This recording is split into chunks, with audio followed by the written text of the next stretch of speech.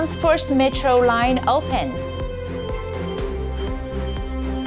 Banks raise provisions in anticipation of bad debt. Samsung and NOVALAND signed memorandum for future cooperation. Vietnam's brocade fashion to be introduced at the World Expo 2020, Dubai.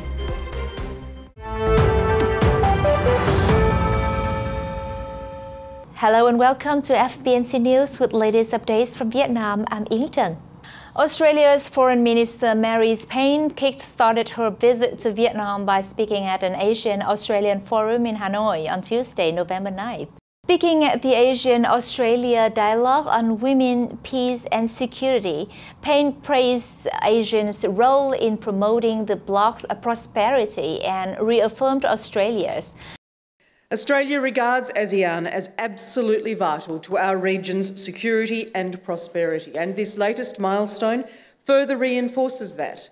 We are deeply committed to working together in response to both the COVID-19 pandemic and indeed to the wider challenges of the future. To mark this new chapter, Australia has also announced an investment of over $154 million into our cooperation with ASEAN. The Defence Force, who are here with us this morning. In the coming 10 years, we will work to achieve 4 outcomes.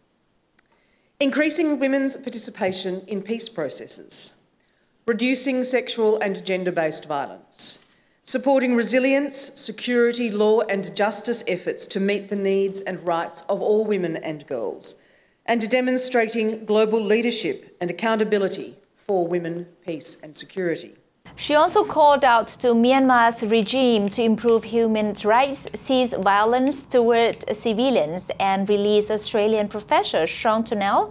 Turnell was an Australian economic advisor to deposed Myanmar leader Aung San Suu Kyi and has been detained by Myanmar's security forces since the February coup. I want to reiterate today that Australia is deeply concerned about the situation in Myanmar. I again call on the regime to cease violence against civilians, to engage in dialogue, to release all persons arbitrarily detained, including Australian Professor Sean Turnell. Payne also held meetings with Vietnam's Prime Minister Phạm Minh Chính and her counterpart Bùi Thanh Sơn. Payne could be visiting Indonesia as her last stop of the 4-country Southeast Asian tour. Vietnam's first metro line began operations this week, ending a 10-year project that has been dogged by delays and ballooning costs. The 13-kilometer elevated line runs between Cát Linh in north-central Hanoi and Hà Đông in the southwestern suburbs. A second, to be called the Văn Miếu line, is expected to open in 2023. Cát Linh was built by China Railway Sixth Group, a subsidiary of China Railway Group, presently the second largest construction company in the world. Work began in October 2011 and was expected to cost around $550 million and enter service in 2016. In the event, it was delayed some 5 years and had a final cost of $868 million. Some 77% of this cost was met by Chinese loans.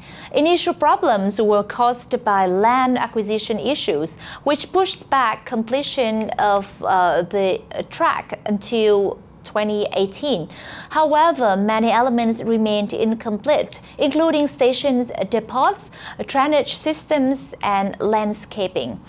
Further delays were caused by safety checks required by Vietnam's State Acceptance Council. Vietnam's rapid economic growth in recent years has led to motor scooters to increase from 2 million in 2008 to 5.7 million in 2020, and car numbers to rise from 185,000 to 700,000 in the same period. Metro passengers have been allowed to travel free during the first 15 days of operations, after which a day pass will cost 1.3 $3. Around 26,000 commuters caught the line during its first day. The trains will be operated from 5 a.m. to 11 p.m. with a frequency of 6 minutes during rush hour. Although the design speed is up to 80 kilometers per hour, the system is presently limited to 35 kilometers per hour. Vietnam remains a safe and attractive destination for foreign investors despite complicated developments of the COVID-19 pandemic. According to a report from the foreign investors registered to pump $23.74 billion into Vietnam during the first 10 months of 2021, surging 1.1% over the same period last year. According to economic experts, a 1.1% year-on-year increase in registered FDI capital in 10 months is still considered a bright spot of the economy, given that the complicated situation of the COVID-19 pandemic in Vietnam from the end of April this year. Talking about Vietnam prospects for attracting FDI, Warwick Kênh, chairman and CEO of KPMG in Vietnam and Cambodia, said that Vietnam created both macroeconomic and social stability, which would encourage more investment as investors love the safe and predictable business environment. Vietnam's other advantage was the economic growth and the government's engagement with the global community, he said. Alain Kenny, chairman of the European Chamber of Commerce, said that Vietnam was a promising market for foreign businesses in many fields, from car imports to private education. In addition, the country also has a lot of potential for production and export. Thus, he recommended foreign businesses continue including Vietnam in the investment plans. In the face of rising bad debts amid the ongoing COVID-19 pandemic, commercial banks have been forced to write off their loan loss provision, according to industry sources.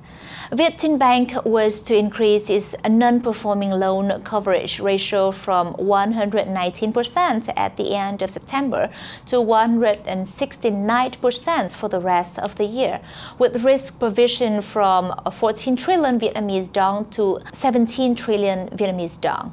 The move was a result of rising non-performing loans due to the pandemic and designed to improve the bank's buffer for the year to come. Vietcombank's provision cost has been reported to climb to over 8 trillion Vietnamese dong during the first 9 months of the year, a 33% increase from the same period last year.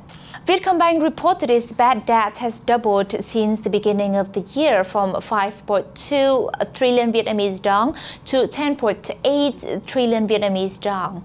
Current regulations dictate banks must maintain provision rates at 0% for standard debt, Group 1, 5% for special attention required debt, Group 2, 20% for subprime loans, Group 3, 50% for doubtful debt, Group 4, and 100% for potentially irrecoverable debt, or Group 5. In addition, banks must also maintain 0.75% of total outstanding loans in general provision.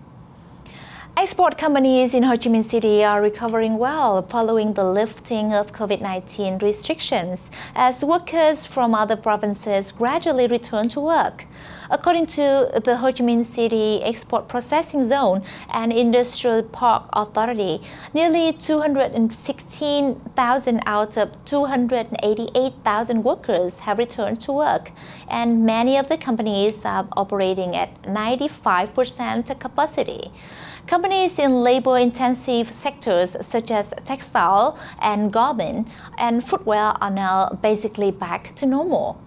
The Ho Chi Minh City Department of Industry and Trade said it would offer a credit support package worth 70 trillion Vietnamese dong this year to help businesses access preferential loans and resume production. The State Bank of Vietnam's Ho Chi Minh City branch said banks would provide credit to businesses at supportive interest rates this quarter. Samsung, Vina and NOVALAND Group officially signed a memorandum of cooperation on November 8th in order to lay foundation for future partnership on many fields in the next 5 years.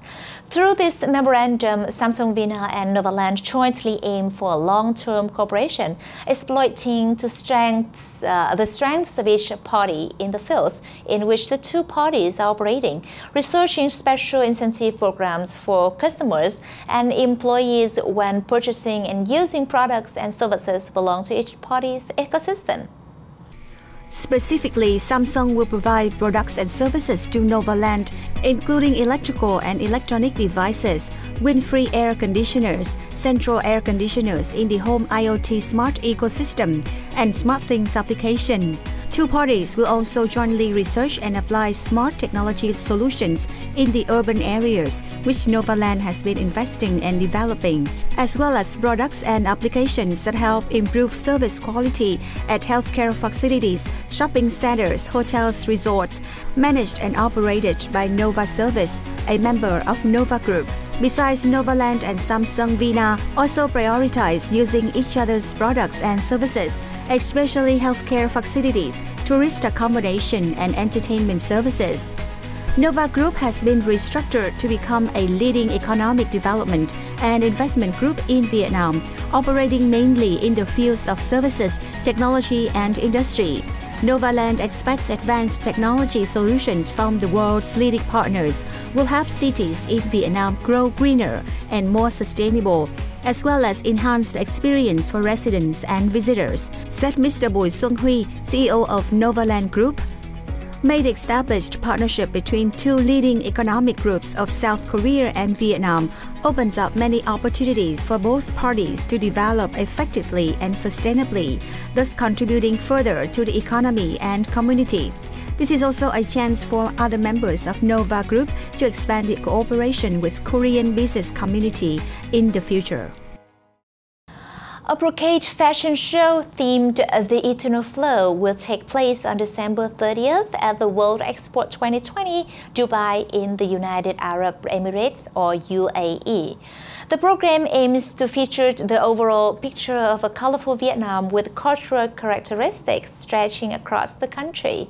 The organizers said the program will contribute to promoting the cultural value of traditional brocade weaving, introduce products of ethnic minorities in Vietnam, and bring these products to international markets towards building a national brand in the brocade-based garment and culture industry. Through activities such as traditional art performance, displaying and introducing handicraft products, as well as dishes and culinary arts, international friends will have the opportunity to know more about Vietnam with achievements in economy, society, science, and technology, helping to promote trade, tourism, and investment in the coming years. In the framework of the export, each country will organize a national day. Vietnam's day will be held on December 30th with events to promote the country in many fields. And that has wrapped up our program for today. Thank you for watching. Until next time, goodbye.